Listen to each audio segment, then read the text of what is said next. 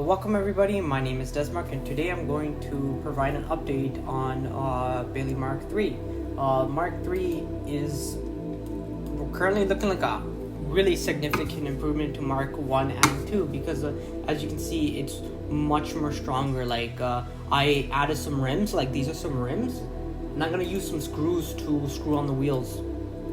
Because on Mark 1 and 2, the wheels would easily pop off. They would pop off if I shook them a little, if it dropped.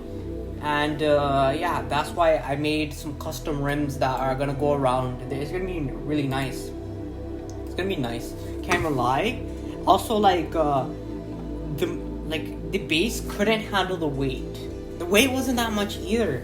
And so what I did was I added I think on here it's called dual motor brace. So before I only had a few points of contact, and also the improvement I did is that I literally, instead of having a slot design, I did a fixed design because I want everything to be symmetrical. There's no benefit in this, it's just everything's symmetrical, so I can make this more compact, but it did slightly get bigger.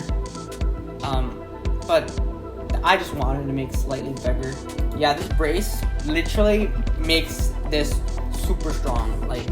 It's well designed and built. And yeah, that's basically the Mark III. I'm gonna call this Bailey Mark III, but I should come up with a better name for the Mark III because it is actually going to be a significant improvement to Marks 1 and 2.